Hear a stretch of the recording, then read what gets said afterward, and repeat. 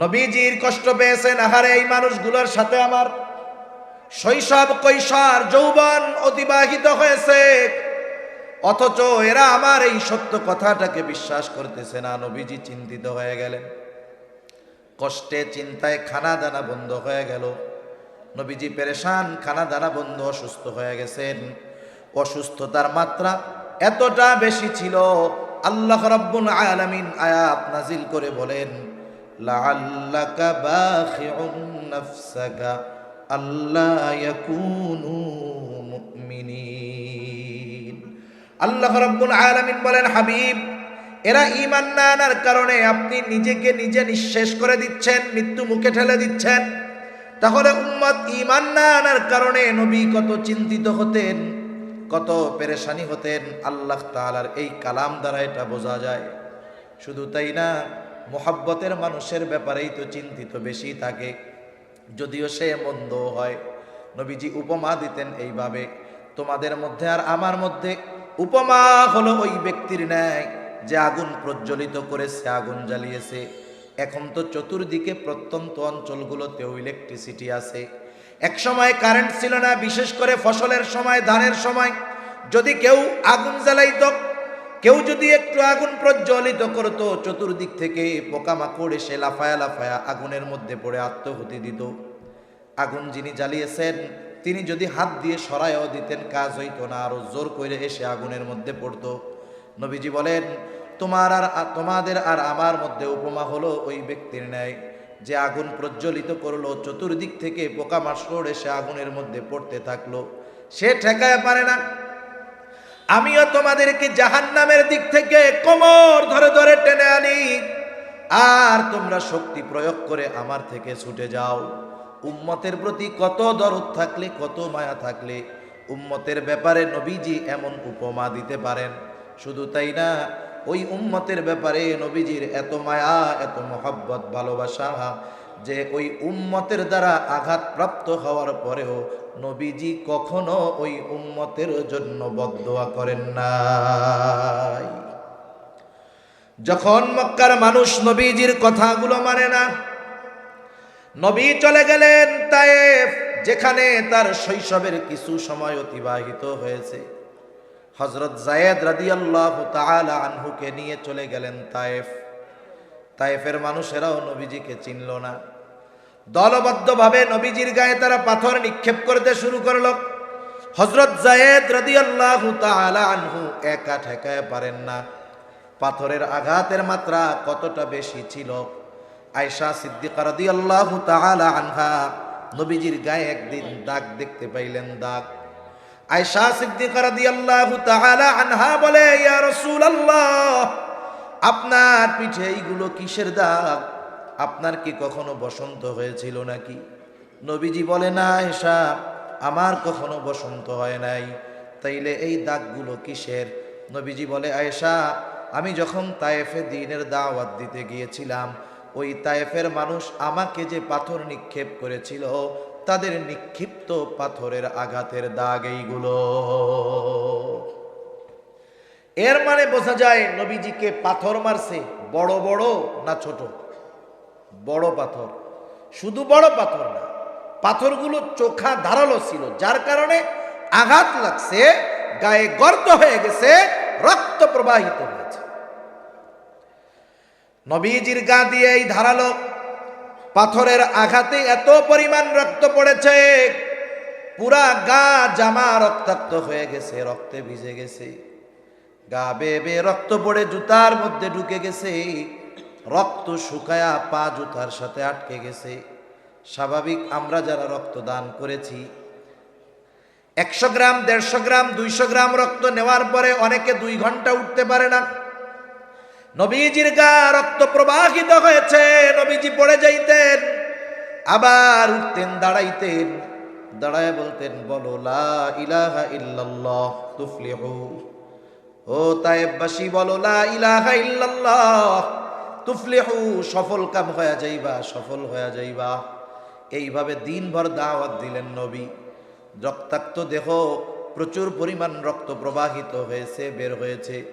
দুর্বল নবী বিকাল বেলায় একটা আঙ্গুর বাগানের পাশে গিয়ে একটু বিশ্রাম নিচ্ছেন, আরাম করতেছেন। দুর্বল দেহ, জিবরাইল আলাইহিস সালাতু ওয়াস সালাম হাজির। এসে বলে, ইয়া রাসূলুল্লাহ, এই কওম আপনার সাথে কেমন আচরণ করেছে আল্লাহ তাআলা সব দেখছে। আজকে আমি একা আসি নাই, আমার সাথে আরেকজনকে পাঠানো হয়েছে, যেই ফেরেশতা ইতিপূর্বে কখনো আপনার নিকটে আসে নাই। নবীজি বলেন, ওই ফেরেশতা আমার কাছে আসলো, আমাকে সালাম দিল। সালাম বিনিময়ের পরে বলতেছে, ইয়া রাসূলুল্লাহ, এই সম্প্রদায় আপনার সাথে কেমন আচরণ করেছে আপনার মালিক জানে। তিনি আমাকে আপনার নির্দেশ পালন করার জন্য পাঠিয়েছেন। আপনি যা আদেশ করবেন তা বাস্তবে পরিণত করার নির্দেশ আল্লাহ তাআলা আমাকে দিয়েছেন। ইয়া রাসূলুল্লাহ, আপনি যদি নির্দেশ দেন এই অবাধ্য তায়েফবাসীকে দুই দিকের দুই পাহাড় দিয়ে এমনভাবে পিষে দেওয়া হবে যে তায়েফবাসী পুরা অস্তিত্বহীন হয়ে যাবে। আমিও আপনাদের খেদমতে কিছু কথা বলবার নিয়তে পবিত্র কোরআনুল কারীমের সূরা তাওবা থেকে একটা আয়াত ও রাসূল আকরাম সাল্লাল্লাহু আলাইহি ওয়াসাল্লামের অগণিত হাদিস থেকে একটা হাদিস পাঠ করেছি। আল্লাহ তাআলার কাছে তৌফিক চাই, আল্লাহ তাআলা অল্প সময়ের মধ্যে কিছু কথা আমাকে আপনাদের খেদমতে বলার সুযোগ করে দেন, যে কথাগুলো আমাদের সবার দুনিয়া এবং আখিরাতের জন্য কল্যাণকর হয়। সকলে বলি আমিন। আজকের মাহফিলের অন্যতম প্রধান আকর্ষণ হযরতুল আল্লাম মাওলানা আব্দুল বাসেত খান সিরাজি হাফিজাহুল্লাহ হযরত আসতেছেন। হযরত আসার আগ পর্যন্ত হয়তো আমি আপনাদেরকে একটু কষ্ট দিব। যতটুকু সময় হযরত আসার আগ পর্যন্ত আমরা কথা বলবো, শুনবো, আল্লাহ তাআলা আমাকে ইখলাসের সাথে বলবার, আমাদের সকলকে ইখলাসের সাথে শুনবার ও আমলের কথাগুলোর উপরে আমল করবার তৌফিক দান করেন। সম্মানিত উপস্থিতি, আল্লাহ তাআলা এ দুনিয়াতে আমাদেরকে বিভিন্ন ধরনের অগণিত নেয়ামত দিয়েছেন। এই যে আমরা দ্বীনি এক মজলিসে বসতে পেরেছি, এটাও আমাদের জন্য একটা নেয়ামত। একটা জাতিকে যদি আল্লাহ থেকে দূরে সরাতে হয়, সর্বপ্রথম যেই স্কিমগুলো দরকার, যেই উদ্দেশ্যগুলো দরকার, দ্বীন প্রচার, দ্বীন প্রসার, দ্বীন শিক্ষার, দ্বীনের প্রচার প্রসার এবং দ্বীন শিক্ষার মাধ্যমগুলোকে নষ্ট করে দিতে হয়। এই বিষয়টা ইসলাম বিদ্বেষীরা খুব ভালো মতো জানে। যেহেতু কিছু বিষয়ের নিয়ন্ত্রণ সাধারণ মানুষের করার ক্ষমতা নাই, এই কারণে ওই বিষয়টা ইসলাম বিদ্বেষীদের নিয়ন্ত্রণ করাটা সহজ। যেমন আমাদের দেশের শিক্ষা ব্যবস্থা, বলেন তো সাধারণ একজন মানুষের বা আম জনতার এই ক্ষমতা কি আছে যে শিক্ষা ব্যবস্থা, কারিকুলাম প্রণয়ন, প্রয়োগ করা, এই সুযোগ ক্ষমতা সাধারণ মানুষের মধ্যে নাই। এজন্য দেখবেন যারা শিক্ষা প্রণয়ন করে, আমাদের দেশের সন্তানদের সিলেবাস প্রণয়ন করে, অধিকাংশ ইসলাম বিদ্বেষীদের পা চাটা গোলাম। যার কারণে শিক্ষা ব্যবস্থা থেকে ইসলাম উঠায়া দেওয়াটাকেই ওরা মনে করে আধুনিকতা, এটাই মনে করে ওদের সফলতা। কিন্তু বাস্তবতা হলো জেনারেল শিক্ষা কারিকুলাম, আজ থেকে ৩০ বছর আগে জেনারেল শিক্ষা অর্জনের মাধ্যমে একটা ছেলে যতটুকু আদব লেহাজ শিখতে পারত, দ্বীন শিখতে পারত স্কুল থেকে ৩০-৪০ বছর আগে, বাস্তবতা হলো এই সময়ে তার এক বিন্দুও এই জেনারেল শিক্ষার মাধ্যমে সন্তানেরা অর্জন করতে পারে না। ঠিক কিনা বলে? আমাদের দেশে অনেক মাদ্রাসা আলহামদুলিল্লাহ, অনেকে তো এমনও বলে ব্যাঙের ছাতার মতো মাদ্রাসা গজায় উঠতেছে, নাউজুবিল্লাহ বলে। এরপরেও সমীকরণ হলো সারা দেশের যত শিক্ষার্থী আছে, পড়াশোনা যারা করে, এদের মধ্যে সর্বোচ্চ ৫ থেকে ৭% মাদ্রাসায় পড়ে, বাকি ৯৩% পড়াশোনা করে জেনারেল কারিকুলাম স্কুলের মধ্যে। যদি 93% ছাত্রছাত্রী যেখানে পড়ে ওই পড়াশোনা থেকে, ওই সিলেবাস থেকে যদি ইসলামকে দূর করা যায়, বিনষ্ট করা যায়, বাদ দেওয়া যায়, তাহলে ওই 93% ছাত্রছাত্রীর মধ্য থেকে হয়তো আগামীর প্রধানমন্ত্রী হবে, আগামীর প্রেসিডেন্ট হবে। ওকে দিয়ে ইসলাম দূর করানো লাগবে না, বরং ও যে শিক্ষা অর্জন করছে ওই শিক্ষাই তাকে ইসলাম দূর করতে সহযোগিতা করবে। ঠিক কিনা বলে? সেজন্য আমি যে কথার থেকে গেলাম অন্যদিকে চলে যাচ্ছি, আমি ওইদিকে আর যাব না। যে নেয়ামত, এই দিন প্রচার প্রসার শিক্ষার যেই মাধ্যমগুলো আছে এগুলো আমাদের জন্য নেয়ামত।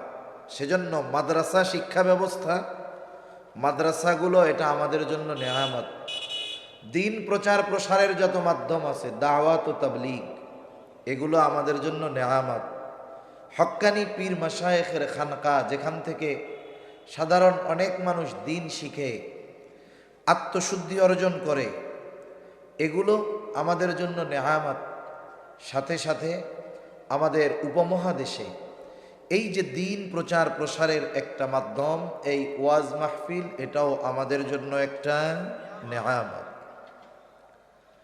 আল্লাহ সুবহানাহু ওয়া তাআলা নেয়ামতের যথাযথ কদর করলে, কৃতজ্ঞতা প্রকাশ করলে, ওই নেয়ামতকে আল্লাহ তাআলা আরো বাড়ায় দেয়। নেয়ামতের মাধ্যমে মানুষ বেশি বেশি উপকৃত হতে পারে, কিন্তু যখন ওই নেয়ামতের সদ্ব্যবহার করা না হয়, তখন ওই নেয়ামতটা প্রথমে আল্লাহ তাআলা ছিনায় নেন, এরপরে নেয়ামতের কৃতজ্ঞতা প্রকাশ না করার কারণে, নেয়ামতের সদ্ব্যবহার না করার কারণে আল্লাহ তাআলা শাস্তিও দেন। সেজন্য এই দ্বীনি মাহফিলগুলো যেহেতু নেয়ামত, এই দ্বীনি মাহফিলগুলো আয়োজন, আয়োজক, বক্তা, শ্রোতা একেবারে যে যেইভাবেই সম্পৃক্ত হোক, আমাদের সকলকেই ইখলাস ওয়ালা হওয়ার দরকার। ঠিক কিনা বলেন? সেজন্য আমরা দোয়া করি আল্লাহ তাআলা আমাদের সকলকে পরিপূর্ণ ইখলাসের অধিকারী হওয়ার তৌফিক আল্লাহ দান করেন। সম্মানিত উপস্থিতি, এটা দামি এক নেয়ামত। তবে দামি দামি নেয়ামতগুলোর মধ্যে আল্লাহ প্রদত্ত অন্যতম এক দামি নেয়ামত হলো যে আল্লাহ তাআলা আমাদেরকে মুহাম্মাদুর রাসূলুল্লাহ সাল্লাল্লাহু আলাইহি ওয়াসাল্লামের উম্মত বানিয়েছেন। এটা অনেক দামি নেয়ামত। শুধু তাই না, স্পেশালি ভাবে মুমিনদের জন্য আল্লাহ তাআলা মুহাম্মাদুর রাসূলুল্লাহ সাল্লাল্লাহু আলাইহি ওয়াসাল্লামকে বিশেষ অনুগ্রহ হিসাবে ঘোষণা দিয়েছেন। আল্লাহ তাআলাই বলেন, লাকাদ মান্নাল্লাহু আলাল মুমিনিনা ইয বা'আসা ফীহিম রাসূলাম মিন আনফুসিহিম। আল্লাহ রাব্বুল আলামিন বলেন, মুমিনদের উপর আল্লাহ তাআলার বিশেষ অনুগ্রহ যে তিনি তাদের মধ্য থেকে তাদের জন্য একজন রাসূল প্রেরণ করেছেন। রাসূল আকরাম সাল্লাল্লাহু আলাইহি ওয়াসাল্লাম হলেন মুমিনদের জন্য বিশেষ অনুগ্রহ। এই আয়াতের ব্যাখ্যায় ইমাম তাবারি রহমাতুল্লাহি আলাইহি বলেন, যদিও নবী মুমিনদের জন্য আল্লাহ তাআলার পক্ষ থেকে বিশেষ অনুগ্রহ, তথাপি তিনি তো রহমাতুল লিল আলামিন। আর রহমাতুল লিল আলামিন হওয়ার কারণে গোটা দুনিয়ার সকল সৃষ্টি তিনি রহমাতুল লিল আলামিন হওয়ার উপকার ভোগ করে। সে মুমিন হোক আর কাফের হোক, মুসলিম হোক আর অমুসলিম হোক, ইসলামের বন্ধু হোক আর শত্রু হোক, প্রত্যেকটা মাখলুক এই উপকার ভোগ করে।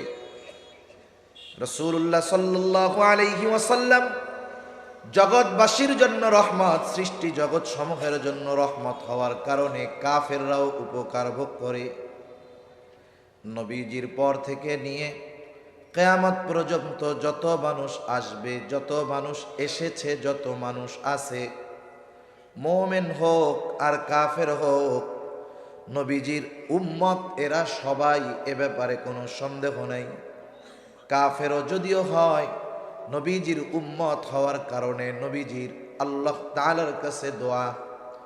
নবীজি দোয়া করেছে, আল্লাহ আপনি আমার উম্মতের পাপের কারণে, পাপাচারের কারণে, অন্যায়ের কারণে, গুনাহের কারণে এদেরকে পূর্ববর্তী উম্মতদের মতো সমূলে নির্মূল করে দিবেন না। এই যে পাপ করার পরেও যে খাবার পাওয়া যায়, পাপ করার পরেও যে বেঁচে থাকা যায়, পাপ করার পরেও যে শাস্তি আসে না, এর অন্যতম কারণ হলো মুহাম্মাদুর রাসূলুল্লাহ সাল্লাল্লাহু আলাইহি ওয়াসাল্লাম।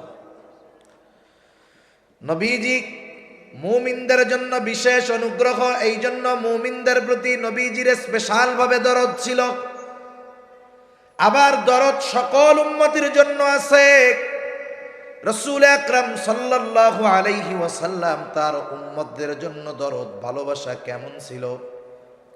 আব্দুল্লাহ ইবনে আমর ইবনুল আস রাদিয়াল্লাহু তাআলা আনহু থেকে বর্ণিত, তিনি বলেন, আন্নান নাবিয়্যা সাল্লাল্লাহু আলাইহি ওয়াসাল্লাম তাআলা মা নাযালা ফি ইব্রাহিম আলাইহিস সালাম। রাসূল আকরাম সাল্লাল্লাহু আলাইহি ওয়াসাল্লাম তিলাওয়াত করলেন কওলাল্লাহি আযযা ওয়া জাল্লা ফি ইব্রাহিম আলাইহিস সালাম। আল্লাহ তাআলা যা ইব্রাহিম আলাইহিস সালাতু ওয়াস সালামের ব্যাপারে বলেছেন, কি বলেছেন আল্লাহ ইব্রাহিম আলাইহিস সালামের ব্যাপারে? কোরআনুল কারীমের সূরা ইব্রাহিম, এই সূরার মধ্যে হযরত ইব্রাহিম আলাইহিস সালাতু ওয়াস সালাম তার গুনাহগার উম্মতদের জন্য আল্লাহ তাআলার কাছে ক্ষমা চেয়ে দোয়া করেছে। ওই দোয়াটা আল্লাহ তাআলা কোরআনুল কারীমের মধ্যে নাজিল করেছে। ওই দোয়া নবীজি তিলাওয়াত করতেছেন। দোয়াটা হলো, ইব্রাহিম আলাইহিস সালাম দোয়া করে, রব্বি ইন্নাহুন্না আযলালনা কাসীরাম মিনান নাস। ও আমার রব, এই প্রতিমাগুলো, এই মূর্তিগুলো অধিকাংশ মানুষকে পথচ্যুত করে ফেলছে, পথভ্রষ্ট বানায় ফেলছে। ফামান তাবিআনি ফাইন্নাহু মিন্নি। তবে এদের মধ্য থেকে যারা আমার অনুসরণ করেছে, আমার আনুগত্য করেছে, আমার কথা মেনে মূর্তি পূজা বাদ দিয়ে ঈমান এনেছে, ও আল্লাহ এরা তো আমার দলভুক্ত, কিন্তু সবাই তো আর আমার কথা শুনে ঈমান আনে নাই। যদিও ঈমান আনে নাই, তথাপি তো এরা আমারই উম্মত। ইব্রাহিম আলাইহিস সালাম এরপরে কেমন যেন বলে, আল্লাহ ওমান আসানি ফাইন্নাকা গফুরুর রহিম। আর যারা আমার আনুগত্য করে নাই, নবীজি ইব্রাহিম আলাইহিস সালাম কেমন যেন বলেন, ওরা তো আমারও উম্মত, আপনি তো গফুর, আপনি তো রহিম, আপনি তো অতিশয় ক্ষমাশীল, পরম দয়ালু, আপনি আমার গুনাহগার উম্মত গুলাকেও মাফ করে দেন। কেমন যেন গুনাহগার উম্মতের ব্যাপারেও আল্লাহ তাআলার কাছে ক্ষমা প্রার্থনা করতেছেন ইব্রাহিম আলাইহিস সালাম। প্রত্যেকটা নবী তার উম্মতকে ভালোবাসে। নবী তার উম্মতকে কত ভালোবাসে! আমার আপনার নবীও আমাকে আপনাকে বেশি ভালোবাসে। সুবহানাল্লাহ। কোনো সন্দেহ নাই, আমার আপনার নবী আমাকে আপনাকে আমার আপনার মা বাবার চাইতে বেশি ভালোবাসে। কোনো সন্দেহ নাই, নবীজি আমাকে যত ভালোবাসি, আমার চাইতে আমাকে নবী বেশি ভালোবাসে। একটা মানুষ আপনাকে আমাকে ভালোবাসে, এর বাস্তবতা কখন উপলব্ধি হয় বলেন তো? একজন আপনাকে বলে, আমি আপনারে জীবন দিয়া ভালোবাসি, কিন্তু আপনি মুসিবতে পড়েছেন, বিপদে পড়েছেন, সে সবার আগে দৌড়াইয়া পালাইছে। বিপদ যাওয়ার পর আবার আইসা হাজির, আইসা বলে, আমি আপনারে খুব ভালোবাসি। কি বলবেন? এই সিটিংবাজি আমার সাথে আর কইরো না। তুমি যদি সত্যি আমারে মোহাব্বত করতা, ওই বিপদের সময় তুমি সবচাইতে আগে আমার পক্ষে দাঁড়ায় যাইতা। ঠিক কিনা বলেন? দুনিয়ার মুসিবত, দুনিয়ার বিপদ, এটা কোনো বিপদ না, সামান্য বিষয়। সবচাইতে বড় মুসিবতে মানুষ পড়বে কিয়ামতের দিন। ওই কঠিন মুসিবতের দিন দুনিয়ায় মা যত ভালোবাসুক না কেন, বাবা যত মোহাব্বত করুক না কেন, ওই কঠিন মুসিবতের দিন বাবা তার সন্তানকে চিনবে না, মা তার সন্তানকে চিনবে না। আল্লাহ তাআলা বলেন, ইয়াউমা ইয়াফিরুল মারউ মিন আখিহি ওয়া উম্মিহি ওয়া আবিহি ওয়া সাহিবাতিহি ওয়া বানিহি লিকুল্লি ইমরিইম মিনহুম ইয়াউমাইযিন শা'নুন ইউগনিহি। আল্লাহ তাআলা বলেন, কিয়ামতের দিন ভাই ভাইয়ের থেকে পলায়ন করবে। ওয়া উম্মিহি ওয়া আবিহি, পিতা মাতার থেকে পলায়ন করবে। ওয়া সাহিবাতিহি ওয়া বানিহি, স্ত্রী সন্তানদের থেকে পলায়ন করবে। কেউ চাইবে না কারো সাথে হাসরের ময়দানে দেখা হয়ে যাক, বরং মানুষ এমনও বলবে, আল্লাহ আপনি দুনিয়ার সবাইকে জাহান্নামে দিয়ে হলেও আমাকে মাফ করে দেন, আমাকে জান্নাত দিয়ে দেন। ওই কঠিন মুসিবতের দিন সবাই নিজের চিন্তায় বিভোর থাকবে। অথচ এই কঠিন মুসিবতের দিন আমার আপনার নবীজিও চিন্তিত থাকবে, তবে নিজের জন্য নয়। নবীজি তার উম্মতের চিন্তায় বিভোর থাকবে। নবীজি উম্মতের চিন্তায় বিভোর থাকবে। একবার দৌড়ায় চলে যাবে হাউজে কাউসারের কাছে। না জানি নবীর কোন উম্মত হাউজে কাউসারের পানি পান থেকে মাহরুম হয়ে যায়। আর একবার দৌড়ায় চলে যাবে মিজানের কাছে। না জানি কোন উম্মত ওজনের পাল্লায় ধরা পড়ে যায়। আর একবার দৌড়ায় চলে যাবেন নবী জাহান্নামের কাছে। না জানি তার কোন উম্মতকে জাহান্নামে দিয়ে দেওয়া হয়। আর একবার দৌড়ায় সুপারিশের প্রয়োজন নবীজি চলে যাবেন আল্লাহর কুদরতি কদমে সেজদায় লুটায় পড়বেন। এক কথায় নবীজি চিন্তিত পেরেশান। শুধু তাই না, সব নবী জান্নাত অভিমুখে রওনা হয়ে যাবে। নবীজি হাসরের ময়দানে থাকবেন। জান্নাতের দরজা খোলা হবে না, জান্নাতের দরজা বন্ধ থাকবে। জিজ্ঞাসা করা হবে, কি ব্যাপার, জান্নাতের দরজা খোলো না কেন? ফেরেশতারা জবাব দিবে, যিনি আসলে খোলা হবে তিনি আসেন নাই। কে তিনি? তিনি হলেন মুহাম্মাদুর রাসূলুল্লাহ সাল্লাল্লাহু আলাইহি ওয়াসাল্লাম। কোথায় তিনি? হাসরের ময়দানে অবস্থান করতেছে। যতক্ষণ না নবী তার প্রত্যেকটা উম্মত, যার মধ্যে যারা পরিমাণ ঈমান হলেও আছে, তার ব্যাপারে যতক্ষণ আল্লাহ তাআলার পক্ষ থেকে জান্নাতের নিশ্চয়তা, ক্ষমার নিশ্চয়তা না পাবে, ততক্ষণ আমার আপনার নবী নিজে জান্নাতে প্রবেশ করবে না। যেই দিন মা চিনবে না, বাবা চিনবে না, ভাই চিনবে না, যেই সন্তানের জন্য রক্ত পানি করে উপার্জন করে বাবা, সেই সন্তান চিনবে না, ওই কঠিন দিন আমার আপনার নবী কিন্তু ভুলবে না। তাহলে বুঝে থাকলে জবাব দিবেন, বলেন তো, মা বাবা বেশি ভালোবাসে নাকি নবী বেশি ভালোবাসে? কোনো সন্দেহ নাই, নবীজি সবচাইতে বেশি ভালোবাসে। প্রত্যেক নবী তার উম্মতকে ভালোবাসে।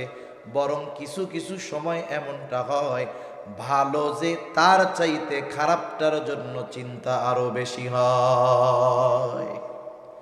আমি মাঝে মধ্যেই বলি, মনে করেন এক বাবার 5 ছেলে, এক মার 5 ছেলে, 4 জন ভালো, বুজুর্গ, মুত্তাকি, পরহেজগার, আবেদ, সব দিক দিয়া ভালো, গোনাটোনা করে না।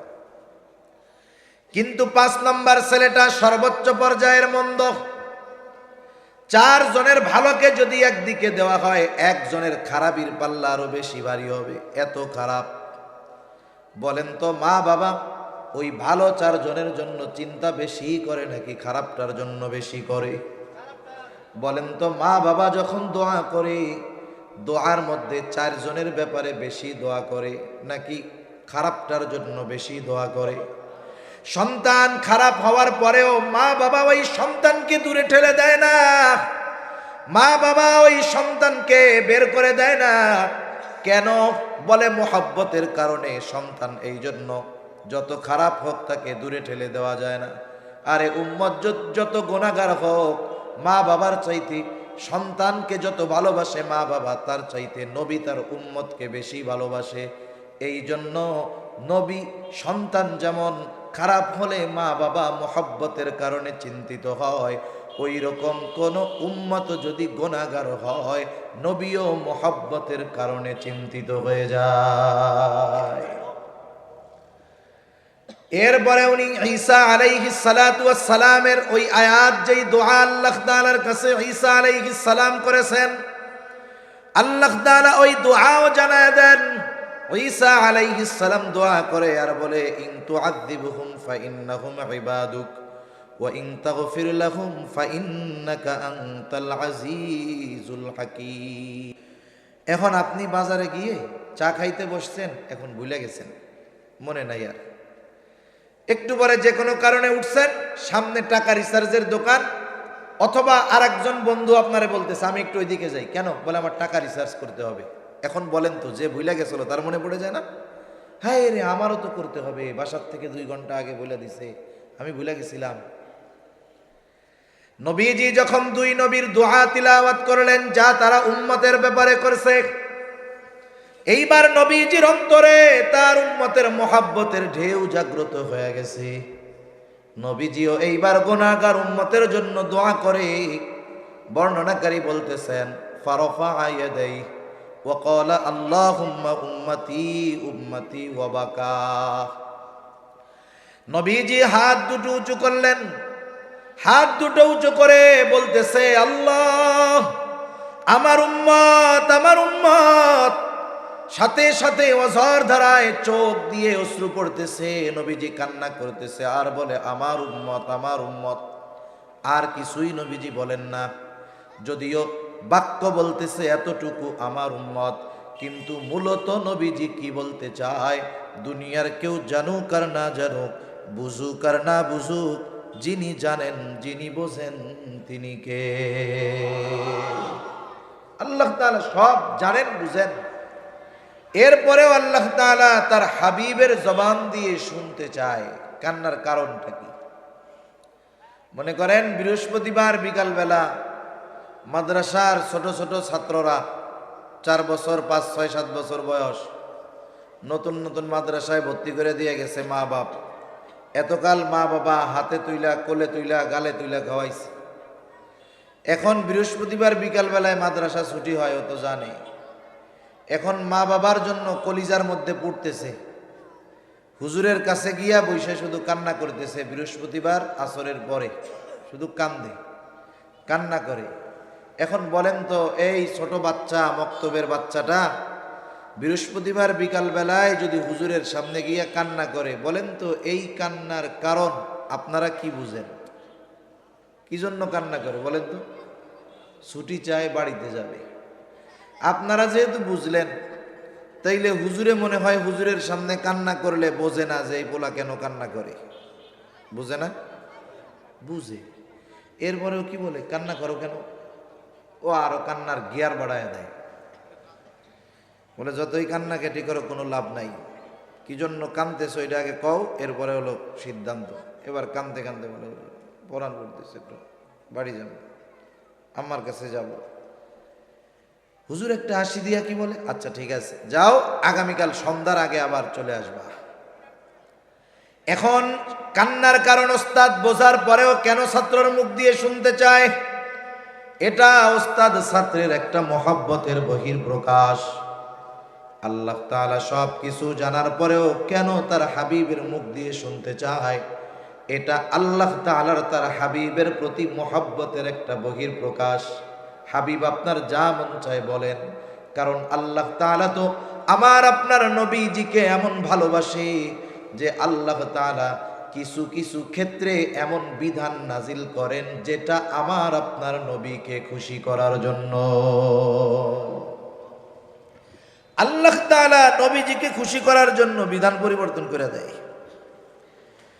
রাসূল আকরাম সাল্লাল্লাহু আলাইহি ওয়াসাল্লাম যখন মক্কা থেকে মদিনায় হিজরত করে গেছেন, মদিনায় যখন হিজরত করেছেন, মদিনা থেকে কিবলা ছিল বাইতুল মুকাদ্দাসের দিকে। নবীজি যখন মক্কায় থাকতেন, রাসূলুল্লাহ সাল্লাল্লাহু আলাইহি ওয়াসাল্লাম বাইতুল মুকাদ্দাসের দিকে ফিরে নামাজ পড়তেন। তবে ওয়াল কাবাতু বাইনা ইয়াদাই, কাবা বাইতুল মুকাদ্দাস আর তার মাঝে থাকতো। কারণ মক্কা থেকে বাইতুল মুকাদ্দাস ছিল উত্তর দিকে, নবীজি দাঁড়াইতেন সামনে কাবা, এরপরে বাইতুল মুকাদ্দাস। কিন্তু উনি যখন মদিনায় হিজরত করলেন, মদিনাও তো মক্কা থেকে উত্তর দিকে, এইবার যখন বাইতুল মুকাদ্দাসের দিকে ফিরে নামাজ পড়ে আমার আপনার নবী, কাবা পড়ে গেছে পেছন দিকে। 16 মাস নবীজি নামাজ পড়ছেন বাইতুল মুকাদ্দাসের দিকে ফিরে, কিন্তু মনের তামান্না যদি কাবা মুসলমানদের জন্য কেবলা হইতো ভালো হইতো। সব সময় মনের তামান্না এটা। নবীজি নামাজে দাঁড়ায় গেলেন, নামাজের মধ্যে নবী বারবার আকাশের দিকে তাকায়। আল্লাহ তাআলা বলেন, কদ নারা তাকাল্লুবা ওয়াজহিকা ফিস সামা ফালানুওয়াল্লিয়ান্নাকা কিবলাতান তারদাহা। আপনি কেন বারবার আকাশের দিকে তাকান? আল্লাহ তাআলা তো জানে, আল্লাহ তাআলা তো দেখে, আপনি কেন তাকান তাও জানে। আল্লাহ তাআলা বলেন, ফালানুওয়াল্লিয়ান্নাকা কিবলাতান, অবশ্যই অবশ্যই আপনার জন্য আমি কিবলাকে পরিবর্তন করে দিব। তারদাহা, আপনার খুশির জন্য আমি আপনার কিবলাকে পরিবর্তন করে দিব। আল্লাহ তাআলা নবীজির সন্তুষ্টির জন্য, নবীজিকে খুশি করার জন্য নবীজির চাওয়া অনুযায়ী কিবলা পরিবর্তন করে দিয়েছেন। কত মোহাব্বত, ভালোবাসা।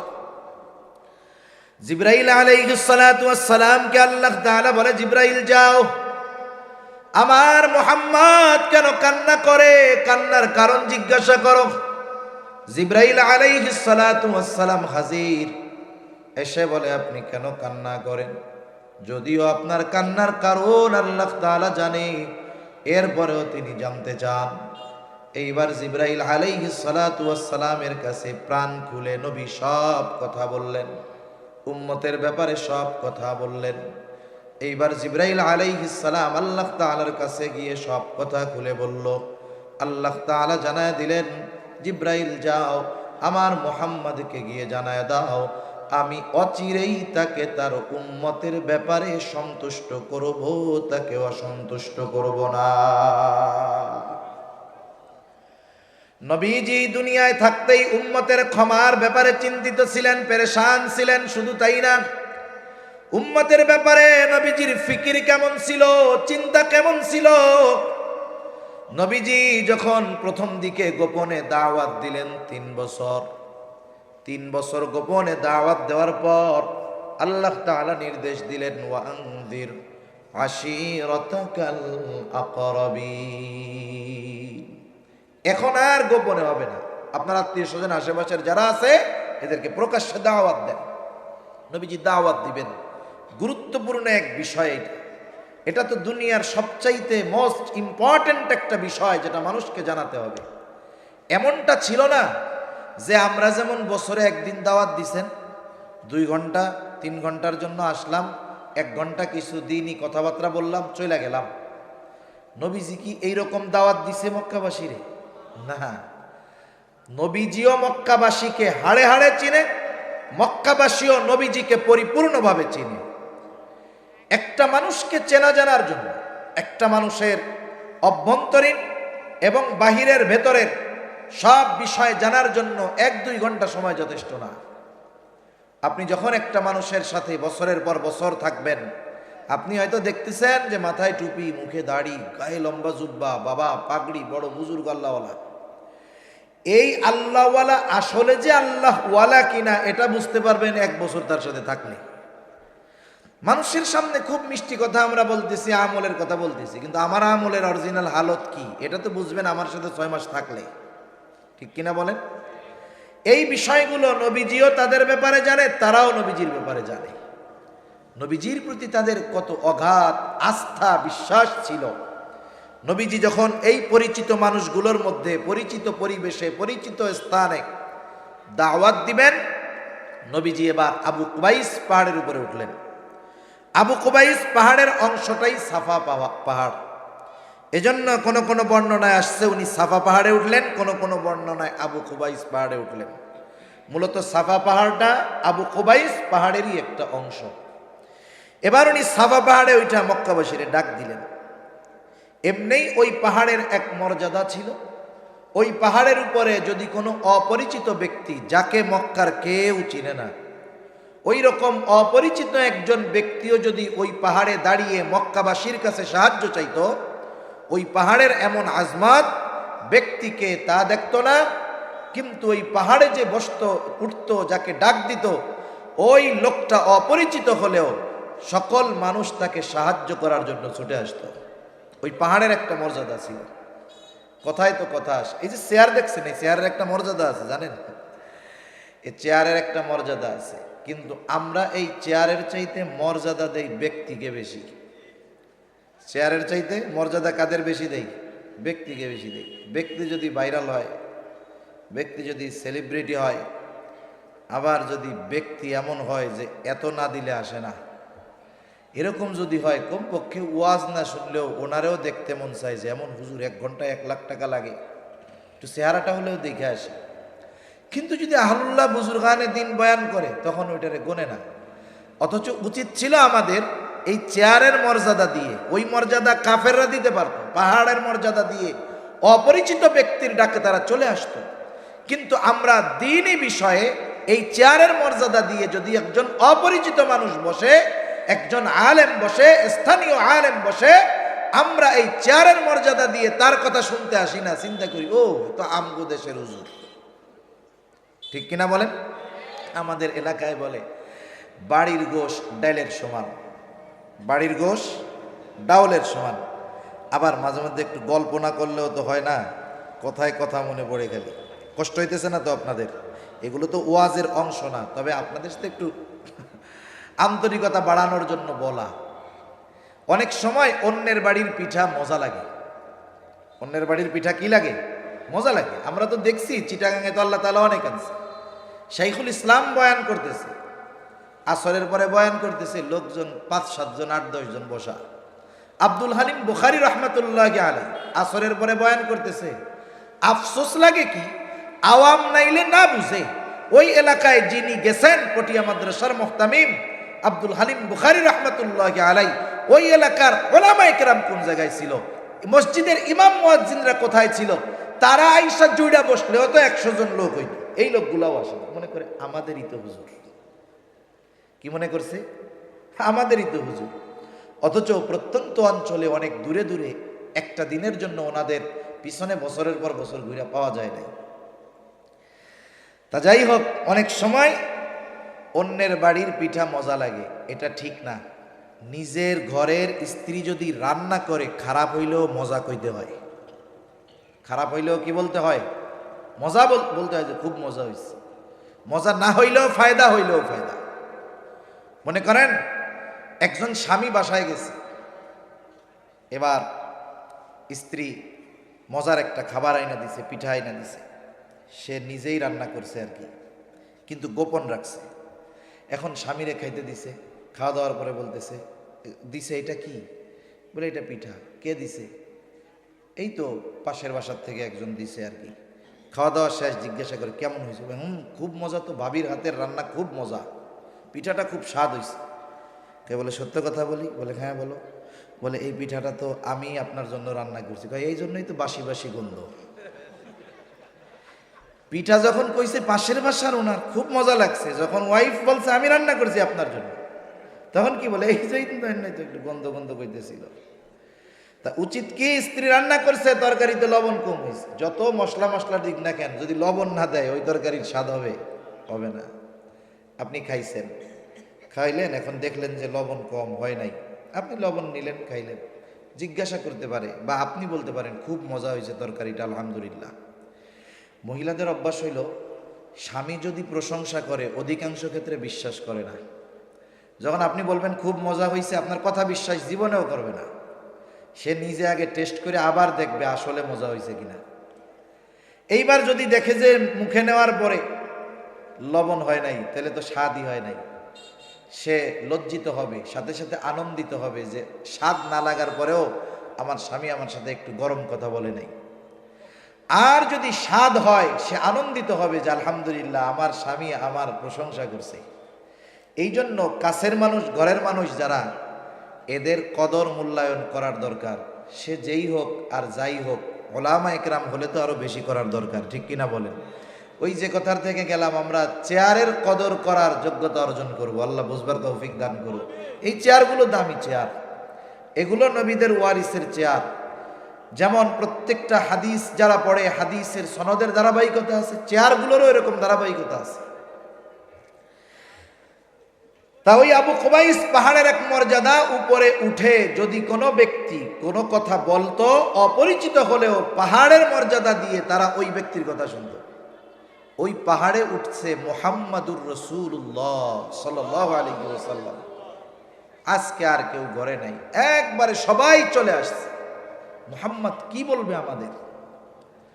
নবীজি জিজ্ঞাসা করতেছে, আমি যদি তোমাদেরকে বলি এই পাহাড়ের পেছন দিকে পাদদেশে একদল অশ্বারোহী সৈন্য আক্রমণ করার জন্য ওত পেতে আছে, তোমরা কি আমার কথা বিশ্বাস করবা নাকি? উপস্থিত সব মানুষ সমস্বরে বলল, কেন নয়, অবশ্যই তোমার কথা আমরা বিশ্বাস করি। কেন করি? এই কারণটাও মক্কাবাসী বলেছে, হাদিসের মধ্যে আসছে, বিশ্বাস করি কারণ মুহাম্মদ ইতিপূর্বে তোমাকে কখনো আমরা মিথ্যাবাদী পাই নাই। নবীজির সত্যবাদিতার সাক্ষী মক্কার কাফেররা দিয়েছে। ওই নবীজি যখন চিরন্তন সত্য কথাগুলো তাদের সামনে তুলে ধরছে, কাফেররা এবার নবীজির এই কথাকে প্রত্যাখ্যান করছে। একটা জিনিস, দূরের একজন যদি আমার কোনো কথা অস্বীকার করে, সাময়িক কষ্ট লাগতে পারে, কিন্তু আমার ঘরের, আমার চেনা জানা, যাদের সাথে যুগের পর যুগ অতিবাহিত হয়েছে, এই ধরনের মানুষ যদি আমার কোনো সত্য কথা অস্বীকার করে, বলেন কষ্ট লাগবে কি লাগবে না? অবশ্যই লাগবে। নবীজির কষ্ট পেয়েছেন, আহারে এই মানুষগুলোর সাথে আমার শৈশব, কৈশোর, যৌবন অতিবাহিত হয়েছে, অথচ এরা আমার এই সত্য কথাটাকে বিশ্বাস করতেছে না। নবীজি চিন্তিত হয়ে গেলেন, কষ্টে চিন্তায় খানা দানা বন্ধ হয়ে গেল। নবীজি পেরেশান, খানা দানা বন্ধ, অসুস্থ হয়ে গেছেন। অসুস্থতার মাত্রা এতটা বেশি ছিল, আল্লাহ রাব্বুল আলামিন আয়াত নাজিল করে বলেন, লাআল্লাকা বাখিউন নাফসাকা আল্লা ইয়াকুনু মুমিনিন। আল্লাহ রাব্বুল আলামিন বলেন, হাবিব, এরা ঈমান না আনার কারণে আপনি নিজেকে নিজে নিঃশেষ করে দিচ্ছেন, মৃত্যু মুখে ঠেলে দিচ্ছেন। তাহলে উম্মত ঈমান না আনার কারণে নবী কত চিন্তিত হতেন, কত পেরেশানি হতেন, আল্লাহ তাআলার এই কালাম দ্বারা এটা বোঝা যায়।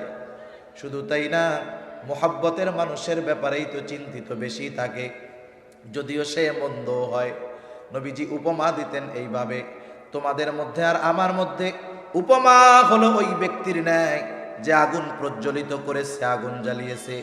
এখন তো চতুর্দিকে প্রত্যন্ত অঞ্চলগুলোতেও ইলেকট্রিসিটি আছে। এক সময় কারেন্ট ছিল না, বিশেষ করে ফসলের সময়, ধানের সময় যদি কেউ আগুন জ্বালাইত, কেউ যদি একটু আগুন প্রজ্বলিত করত, চতুর্দিক থেকে পোকামাকড় এসে লাফায়া লাফায়া আগুনের মধ্যে পড়ে আত্মহুতি দিত। আগুন যিনি জ্বালিয়েছেন তিনি যদি হাত দিয়ে সরাইও দিতেন, কাজ হইতো না, আরো জোর করে এসে আগুনের মধ্যে পড়তো। নবীজি বলেন, তোমাদের আর আমার মধ্যে উপমা হলো ওই ব্যক্তির ন্যায় যে আগুন প্রজ্বলিত করলো, চতুর্দিক থেকে পোকামাকড় এসে আগুনের মধ্যে পড়তে থাকলো, সে ঠেকায় পারে না। আমিও তোমাদেরকে জাহান্নামের দিক থেকে কোমর ধরে ধরে টেনে আনি, আর তোমরা শক্তি প্রয়োগ করে আমার থেকে ছুটে যাও। উম্মতের প্রতি কত দরদ থাকলে, কত মায়া থাকলে উম্মতের ব্যাপারে নবীজি এমন উপমা দিতে পারেন। শুধু তাই না, ওই উম্মতের ব্যাপারে নবীজির এত মায়া, এত মহব্বত, ভালোবাসা যে ওই উম্মতের দ্বারা আঘাতপ্রাপ্ত হওয়ার পরেও নবীজি কখনো ওই উম্মতের জন্য বদদোয়া করেন নাই। যখন মক্কার মানুষ নবীজির কথাগুলো মানে না, নবী চলে গেলেন তায়েফ, যেখানে তার শৈশবের কিছু সময় অতিবাহিত হয়েছে। হযরত যায়েদ রাদিয়াল্লাহু তাআলা আনহুকে নিয়ে চলে গেলেন তায়েফ। তায়েফের মানুষেরাও নবীজিকে চিনল না। দলবদ্ধভাবে নবীজির গায়ে তারা পাথর নিক্ষেপ করতে শুরু করলো। হযরত যায়েদ রাদিয়াল্লাহু তাআলা আনহু একা ঠেকাতে পারেন না। পাথরের আঘাতের মাত্রা কতটা বেশি ছিল। আয়েশা সিদ্দিকা রাদিয়াল্লাহু তাআলা আনহা নবীজির গায়ে একদিন দাগ দেখতে পাইলেন, দাগ। আয়েশা সিদ্দিকা রাদিয়াল্লাহু তাআলা আনহা বলে, ইয়া রাসূলুল্লাহ, আপনার পিঠে এইগুলো কিসের দাগ? আপনার কি কখনো বসন্ত হয়েছিল নাকি? নবীজি বলে, না আয়েশা, আমার কখনো বসন্ত হয় নাই। তাইলে এই দাগগুলো কিসের? নবীজি বলে, আয়েশা, আমি যখন তায়েফে দ্বীনের দাওয়াত দিতে গিয়েছিলাম, ওই তায়েফের মানুষ আমাকে যে পাথর নিক্ষেপ করেছিল, তাদের নিক্ষিপ্ত পাথরের আঘাতের দাগ এইগুলো। এর মানে বোঝা যায় নবীজিকে পাথর মারছে বড় বড় না ছোট? বড় পাথর। শুধু বড় পাথর না, পাথরগুলো চোখা ধারালো ছিল, যার কারণে আঘাত লাগছে, গায়ে গর্ত হয়ে গেছে, রক্ত প্রবাহিত হয়েছে। নবীজির গা দিয়ে এই ধারালো পাথরের আঘাতে এত পরিমাণ রক্ত পড়েছে, পুরা গা জামা রক্তাক্ত হয়ে গেছে, রক্তে ভিজে গেছে, গা বেয়ে বেয়ে রক্ত পড়ে জুতার মধ্যে ঢুকে গেছে, রক্ত শুকায়া পা জুতার সাথে আটকে গেছে। স্বাভাবিক আমরা যারা রক্ত দান করেছি, 100 গ্রাম, 150 গ্রাম, 200 গ্রাম রক্ত নেওয়ার পরে অনেকে 2 ঘন্টা উঠতে পারে না। নবীজির গা রক্ত প্রবাহিত হয়েছে, নবীজি পড়ে যাইতেন, আবার উঠতেন, দাঁড়াইতেন, দাঁড়ায় বলতেন, বলো লা ইলাহা ইল্লাল্লাহ তুফলিহু। ও তায়েববাসী, বলো লা ইলাহা ইল্লাল্লাহ তুফলিহু, সফল কাম হয়ে যাইবা, সফল হয়ে যাইবা। এইভাবে দিনভর দাওয়াত দিলেন নবী। রক্তাক্ত দেহ, প্রচুর পরিমাণ রক্ত প্রবাহিত হয়েছে, বের হয়েছে। দুর্বল নবী বিকাল বেলায় একটা আঙ্গুর বাগানের পাশে গিয়ে একটু বিশ্রাম নিচ্ছেন, আরাম করতেছেন, দুর্বল দেহ।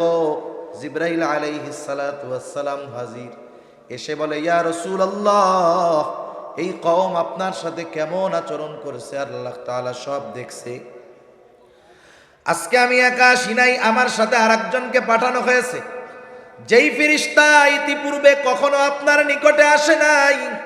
নবীজি বলেন, ওই ফেরেশতা আমার কাছে আসলো, আমাকে সালাম দিল। সালাম বিনিময়ের পরে বলতেছে, ইয়া রাসূলুল্লাহ, এই সম্প্রদায় আপনার সাথে কেমন আচরণ করেছে আপনার মালিক জানে। তিনি আমাকে আপনার নির্দেশ পালন করার জন্য পাঠিয়েছেন। আপনি যা আদেশ করবেন তা বাস্তবে পরিণত করার নির্দেশ আল্লাহ তাআলা আমাকে দিয়েছেন। ইয়া রাসূলুল্লাহ, আপনি যদি নির্দেশ দেন, এই অবাধ্য তায়েফবাসীকে 2 দিকের পাহাড় দিয়ে, 2 পাহাড় দিয়ে এমনভাবে পিষে দেওয়া হবে যে তায়েফবাসী পুরা অস্তিত্বহীন হয়ে যাবে। আমারে তো আল্লাহ পাঠাইছে আপনার অর্ডার মানতে, খালি অর্ডার দেন, দেখেন কি করি, একবারে নিশ্চিন্ন হয়ে যাবে। আমরা কতটা প্রতিশোধ পরায়ণ। 20 বছর আগে যদি কারো সাথে কোনো দ্বন্দ্ব থাকে, কেউ যদি আমাকে একটা কথা বলে থাকে, কেউ যদি আমাকে আঘাত করে থাকে, 20 বছর পরে যদি আমি কোনো পাওয়ার পাই, ক্ষমতা পাই, আমি চিন্তা করি যেই আঙ্গুল দিয়ে 20 বছর আগে আমার দিকে ধমক তুলছে, ওই আঙ্গুলই আমি ভেঙে ফেলব। এরকম আল্লাহর বান্দা নাই তো? প্রতিশোধ পরায়ণতা আমাদেরকে এতটা হিংস্র করে তুলেছে যে ক্ষুধার্ত কুকুরটাও এত হিংস্র নয়, ঠিক কিনা বলেন? প্রতিশোধ পরায়ণতা, শুধু প্রতিশোধ পরায়ণতা। ক্ষুধার্ত হিংস্র কুকুরের চাইতেও হিংস্র বানায় ফেলছে কিছু মানুষকে। নবীজি কেমন ক্ষমাপরায়ণ ছিলেন নবী। ফেরেশতা যখন বলতেছে, বলেন 2 দিকের পাহাড় দিয়ে এদেরকে পিষে দেয়। নবীজি আরাম করতেছিলেন, এবার একটু উঠে বসলেন। আমার আপনার নবী এমনটা বলেন নাই, হালকা একটু দিয়া সাইজ করে দেন যাতে ভয় সঞ্চয় হয় অন্তরের মধ্যে।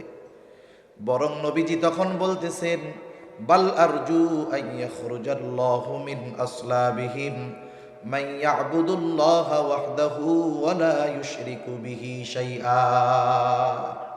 কেমন যেন নবীজি বলতেছেন, আপনি তো বলতেছেন অর্ডার দেন, 2 পাহাড় দিয়ে এদেরকে পিষে নিশ্চিহ্ন করে দেই, কিন্তু আমি তো এই মানুষগুলোর ব্যাপারে আল্লাহ তাআলার কাছে এই ব্যাপারে আশাবাদী যে আল্লাহ তাআলা এদের মধ্য থেকে এমন এক প্রজন্ম বের করবে, এমন এক কওম বের করবে, এমন এক সম্প্রদায় বের করবে যারা এক আল্লাহর ইবাদত করবে, তার সাথে কারো শরীক করবে না। আপনি বলতেছেন, আপনি নির্দেশ দেন এদের নিশ্চিহ্ন করে দেই, আর রহমাতুল লিল আলামিন বলতেছে, আরে এরা ঈমান না আনছে তাতে কি হইছে? আমি তো আল্লাহ তাআলার কাছে আশা করি এদের মধ্য থেকেই আল্লাহ তাআলা এমন মানুষ বের করবে যারা এক আল্লাহর ইবাদত করবে। সুবহানাল্লাহ। অবাধ্য এই উম্মতের প্রতিও নবীজির কত ভালোবাসা, নবীজির উম্মতের প্রতি দরদ মায়া কত। লম্বা সময় আরো হাদিস বলা যাবে, তবে কিছু কিছু বিষয় আছে যত বয়ান করা হোক, যত মানুষ সাক্ষ্য দিক, অনেক বিষয় আছে আমরা জানি না শুনি না, কিন্তু একজনের কথায় বিশ্বাস কইরা নেই। হয় কি হয় না? আপনারা তো চট্টগ্রামের মানুষ, অনেক আগের থেকে আপনারা বিভিন্ন দেশে ব্যবসা করেন, কারণ চট্টগ্রাম এটা হলো ব্যবসার রাজধানী। বিদেশে গেলে দেখা যায় চিটাগাঙের দোকান, আর কই হায় রে মক্কা শরীফ আশেপাশে জিজ্ঞাসা করলে কই কই সাতকানিয়া। এইসব মানে চট্টগ্রামের যত ব্যবসায়ী আছে ওর চট্টগ্রামের ব্যবসায়ী আরবে বেশি, আর মিনিমাম মনে হয় 50 থেকে 60% হবে এইসব সাতকানিয়া। দোকানে কাজ করে বাঙালি, বাড়ি কই সাতকানিয়া। কি অবস্থা! আল্লাহ তাআলা বরকত দিক আরো, বলি আমিন। আবার চিটাঙে প্রবাদও আছে, সাতকানিয়ার লোক ছাড়া ব্যবসা আপ হয় না। টেরি বাজার যান, ওই জায়গায় যান, সব দোকানে সাতকানিয়ার লোক, সব দোকানে সাতকানিয়ার লোক। আল্লাহ তাআলা ব্যবসার এক যোগ্যতা এই সাতকানিয়ার মানুষে দিছে। আপনারা তো খুশি হন নাই? খুশি না? তাই খুশি হইলে কি করবেন? আলহামদুলিল্লাহ গণ, আলহামদুলিল্লাহ।